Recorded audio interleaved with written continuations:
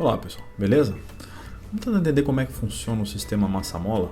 A gente tanto escuta falar disso, né? Mas como é que funciona mesmo?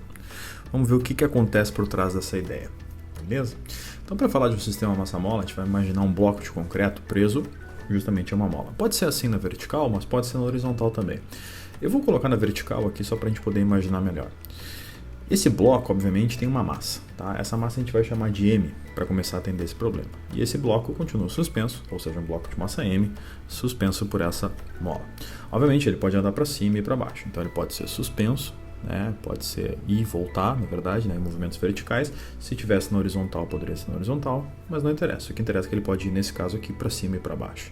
Mas quando a gente fala no sistema massa-mola, a gente precisa referenciar as coisas. Referenciar aqui seria entender mais ou menos a posição do objeto. Então, se a gente marcar a posição aqui na vertical, a gente vai chamar de posição de equilíbrio, aquela posição em que o bloco fica exatamente parado, sujeito a nenhuma força, tá? Então, a gente vai pensar nesse bloco parado, com essa posição, vai chamar de posição de equilíbrio e vai usar o eixo X referenciado como sendo esse na vertical.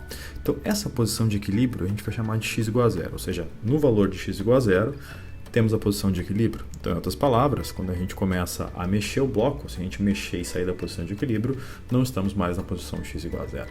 Então, por exemplo, se a gente pensar em entender esse bloco para baixo, ou seja, se existe uma força que faz, né, esse bloco ir para baixo, esse x vira positivo. E depois, quando ele voltar, esse x vai passar de zero, vai virar negativo, ou seja, a mola vai se contrair, se expande e se contrai, se expande e se contrai, e esse bloco vai para cima e para baixo. Então, assim, por isso a gente chama de sistema massa-mola, porque tem tanto a massa desse bloco quanto a mola que está deixando ele suspenso. Tudo bem? Esse bloco, ou todo esse processo, na verdade, né, é sujeito a uma força elástica, tá? Essa força elástica, na verdade, nada mais é do que a lei de Hooke. Então, ou seja, que diz o seguinte, que a força elástica desse movimento todo é igual a menos uma constante que a gente chama de K, tá? Vezes a posição do bloco. Tá? Então, ela varia menos K vezes a posição do bloco. E a gente sabe, né, da segunda lei de Newton, que a força é massa vezes a aceleração. Então, se força é massa vezes aceleração, a gente vai colocar a força, que é a única força que está sendo que está agindo nesse bloco, né?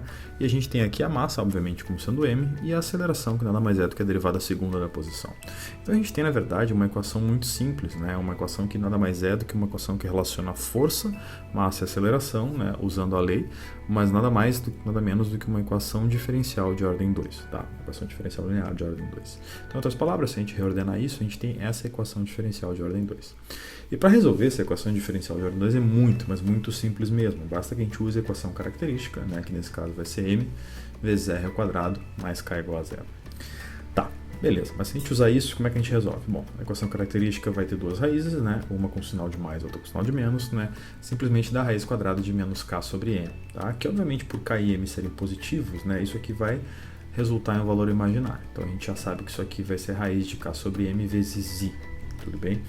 Então, a gente vai chamar aqui raiz de k sobre m de ômega, tá? E assim a gente coloca ômega. Então, as raízes, em outras palavras aqui, é mais ou menos ômega i, tudo bem? E quando a gente tem essa situação, né, para resolver esse sistema, a nossa solução geral seria x de t, ou seja, a posição variando com o tempo, seria uma constante vezes cosseno de ômega t, mais outra constante vezes seno de ômega t. Bom, e na verdade a solução pode ser expressa, se a gente usar um pouquinho de álgebra e identidade trigonométrica, por x de t igual a cosseno de ômega t mais delta. Onde delta nada mais é do que aquilo que a gente vai chamar de constante de fase. Tá? Então, se a gente usar aqui identidades trigonométricas, a gente consegue chegar nisso. Então, essa identidade, ou melhor, essa constante a, vai ser simplesmente a raiz quadrada de c1 quadrado mais c2 quadrado, onde cosseno de delta é c1 sobre a e seno de delta é menos c2 sobre a. Tá? Então, na verdade, o que interessa mesmo aqui é que, na verdade, a solução, ou seja, o movimento da posição variando com o tempo, depende, na verdade, ou tem comportamento de uma função trigonométrica, como, por exemplo, o cosseno. Tá? Poderia ser o seno. Na verdade, que cosseno e seno não vai fazer diferença, ele vai oscilar como uma das funções trigonométricas, a diferença do seno para o cosseno é apenas, né, uma fase mesmo. Tudo bem?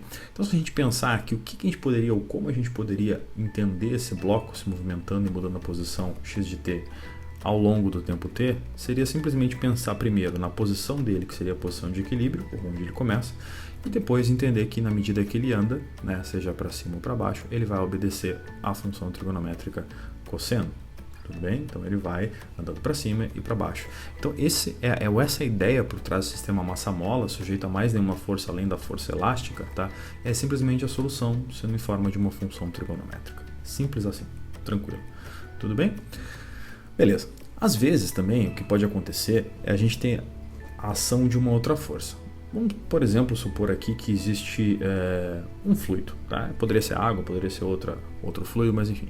Então, se a gente pegar esse bloco aqui, tá? E considerar que existe uma força além da força que eu já tinha elástica, vamos chamar essa força de amortecimento. Então vamos imaginar que esse bloco vai cair e quando ele cai, entre aspas, né, ele vai bater na água e ele vai sofrer uma espécie de amortecimento.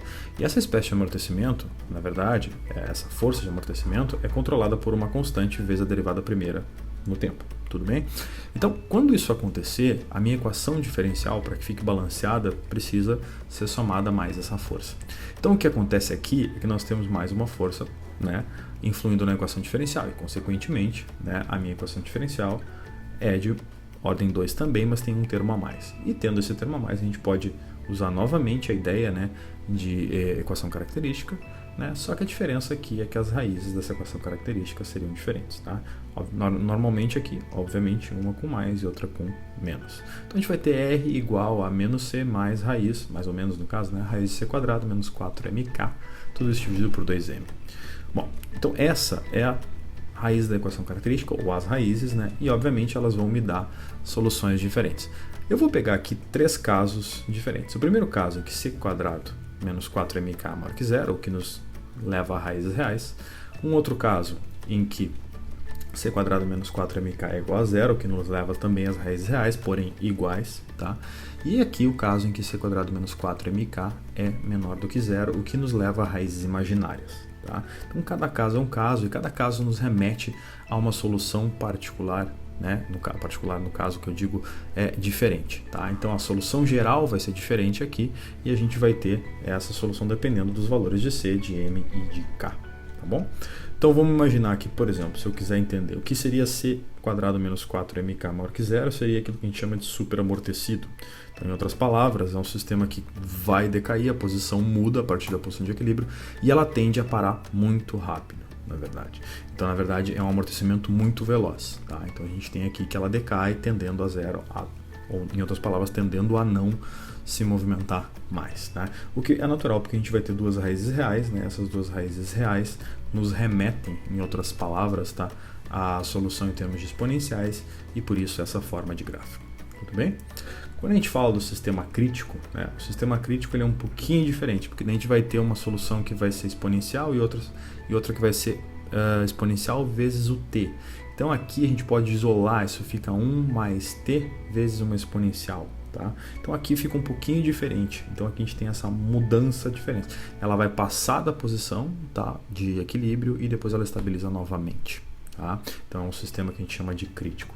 E por fim o sistema subamortecido, né? Que por ter raízes imaginárias, né, vai ter a presença da exponencial que decai, que vai funcionar como uma amplitude, e vai ter presença também das funções trigonométricas, né, que vão fazer parte das oscilações. Então eu terei as oscilações e além das oscilações eu vou ter uma amplitude que vai diminuindo porque essas oscilações trigonométricas serão multiplicadas por uma exponencial, tá, com raiz negativa. Então o que acontece aqui é que a parte real dessa raiz vai ser negativa e consequentemente tem esse decaimento ao longo do tempo, funcionando como uma amplitude. Então são 3 exemplos bem simples, né, de como a gente pode entender o sistema massa-mola. Beleza? Tranquilo, né, pessoal? Então tá, até uma próxima.